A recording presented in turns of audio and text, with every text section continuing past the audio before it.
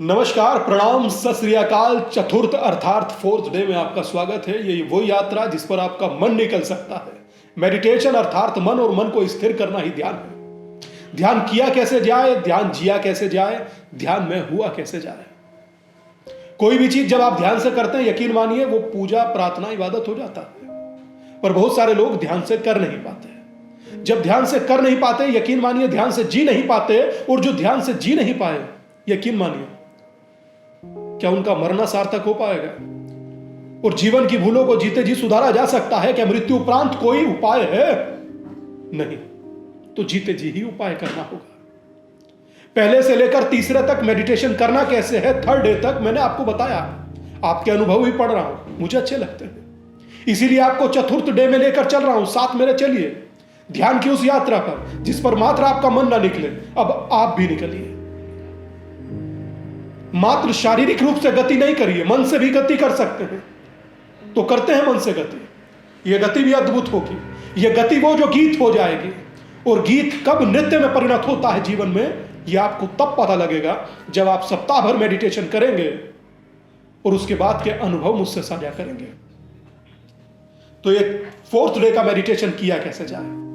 अब तक आपने किया भंवरे की गुंजन, लेफ्ट पर राइट, हाथों को इस प्रकार बैठ जाना इस मुद्रा में।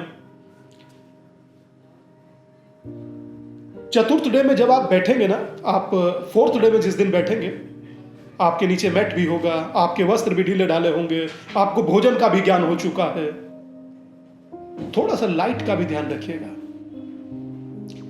मुझ पर ज्यादा लाइट शायद इसलिए पड़ रही है ताकि मैं आपको करते हुए दिख पाऊं। आजकल लोगों को, आज तक लोगों को ध्यान सुनते हुए तो देखा गया, सुनाते हुए तो देखा गया, पर कराते हुए शायद मैं आपके सामने कर रहा हूं। बहुत सारे लोग ध्यान कराते हैं, वो क्लासेस होती है।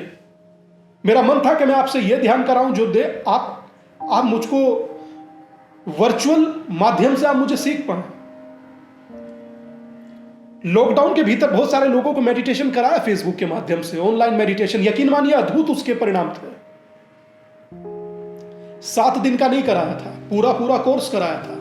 आपको 7 डेज का बता रहा हूं, नियमित समय पर बता रहा हूं, नियमित बता रहा हूं। एक तय समय पर आप इसको करेंगे ना, यकीन मानिए हफ्ते बाद जब आप मुझे बताएंगे तो बताते हुए आपको और सुनते हुए मुझे प्रसन्नता होगी। आंखों को बंद कीजिए, आराम से बैठिए। जिस मुद्रा में आप पहले बैठे थे उसी मुद्रा में आराम से बैठिए। श्वास खींचिए और खींचते समय गहरी श्वास खींचिए और खींचने के बाद श्वास छोड़ते छोड़ते ओम बोलेंगे। ये फोर्थ डे का मेडिटेशन है। श्वास खींचिए,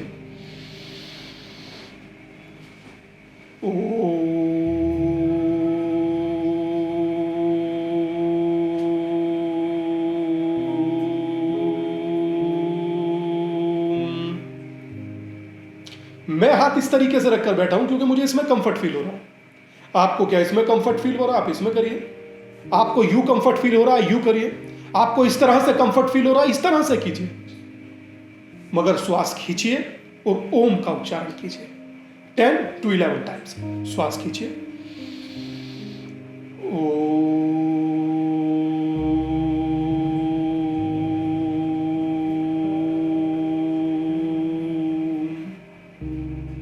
श्वास को खींचिए, गहरा खींचिए और ओम का उच्चारण कीजिए।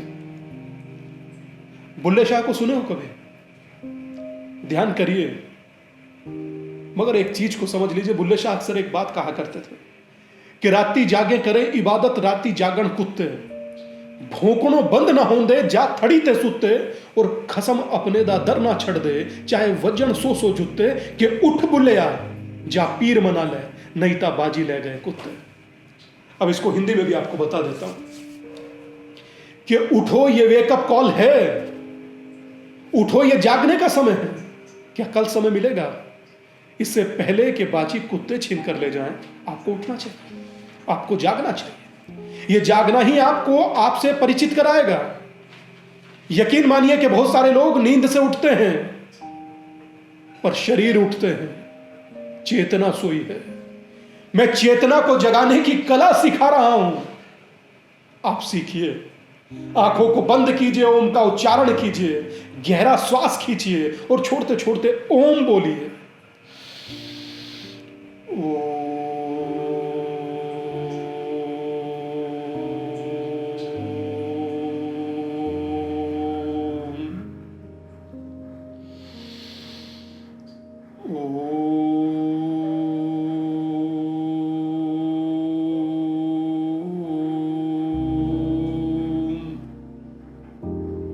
जब इस तरह से आप 11 टाइम्स कर लें, आंखों को बंद कर कर 2-3 मिनट बैठे रहिए, जैसे मैं बैठा हूं।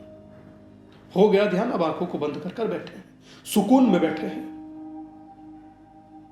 मानो कि सूरज की ऐसी रोशनी पड़ रही है जो मेरे पूरे शरीर को चमका रही है। मेरा शरीर चमक रहा है सूरज की तरह, सूरज की किरणों की तरह, आग की तरह चमक रहा है, जैसे आग सुनहरी होती है।